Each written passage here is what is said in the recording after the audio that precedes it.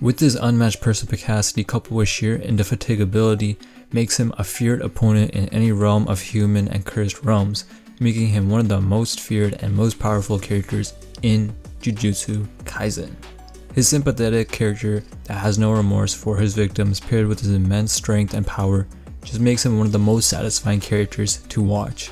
He isn't held back by petty emotions or capable of being talked no jutsu to by other characters. Instead, Sukuna operates by his own accord and unapologetically will walk over anyone who decides to get in his way. And the fact that he will kill even the most beloved characters in the show without a second thought just goes to show the demonic nature of his character. But was he always like this? Well, pretty much yeah. Unlike many popular villains, there wasn't really a depressing backstory behind this character, which made him such a cold-hearted killer. Instead, he was just like this, which many people argue makes him an even better villain. So then, what was his exact backstory if he didn't really have a depressing one? Well, Ryomen Sukuna was a Jujutsu sorcerer who lived 1000 years ago and was regarded as Norori no, the king of curses. A legend presumed that Sukuna was a Kesso no Kijin, an imaginary demon during the Heian era, which took place 794 CE to 1185 CE, known for the peak of Japanese imperial court and culture, but this legend stood untrue. Many Jujutsu sorcerers of the golden age of Jujutsu would try their best against Sukuna, but ultimately fell one after another. And after Sukuna had died to an unknown cause, he sealed himself as a cursed object, becoming a cursed spirit in the process and ultimately dividing his immense power into 20 different fingers, one of which we see Yuji consume in the first chapter. And interestingly enough, the manga and anime slightly differ from each other, as the manga shows Yuji voluntarily eating the finger out of curiosity, while in the show it depicts Yuji getting attacked for the finger and left having to either give up the cursed object or eat it as he does. Despite this, in the end he ends up consuming the finger, and this is when Yuji becomes the vessel for Sukuna, bringing him back to life. And I just want to point out that this is a very similar occurrence in many of the popular shonen TV shows out there, such as Naruto, Black Clover, and Attack on Titan, where the main character acts as the host to a powerful being that gives them power in return for housing them. And now we're seeing it in Jujutsu Kaisen as Yuji acts as the host for Sukuna, which is totally okay, but that's just a commonality that I noticed between all of these shows.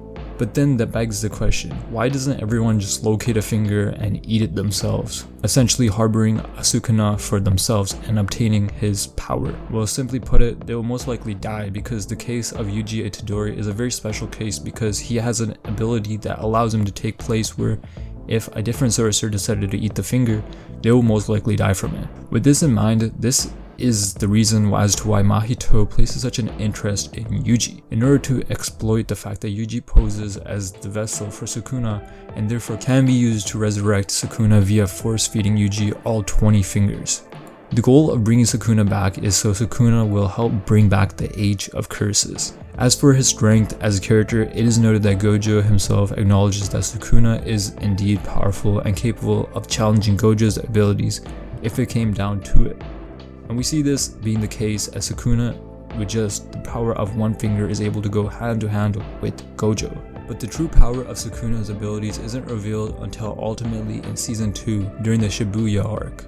When Yuji is force-fed 15 fingers of Sukuna by Jogo, then Sukuna is seen to be awakened in the form of Yuji, and immediately the sheer power that just his presence has on Jogo and these two girls is just enough to show you how powerful he is. And adding to his king-like persona, Sukuna doesn't like to get bossed around by others, but instead of only act in accordance to things that he finds interesting and so wants to do.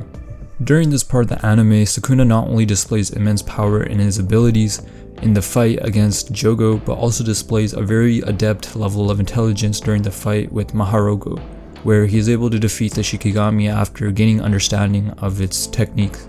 Here's a list of all the techniques that Sukuna is seen using against his opponents during this arc. Dismantle, which is the ranged slashing attack that Sukuna is commonly seen using.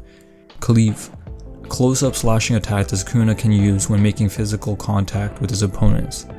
Fire, Sukuna can create and manipulate flames for long-range attacks by forming an arrow. These abilities exceed Jogo's. Reverse Curse Technique and Malevolent Shrine, which is a domain expansion that he uses alongside a binding vow.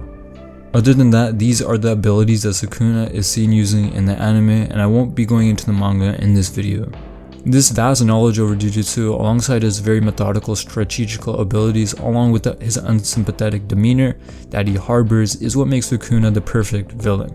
Let me know what you guys think or what I missed about the character Sukuna that you would want me to go over.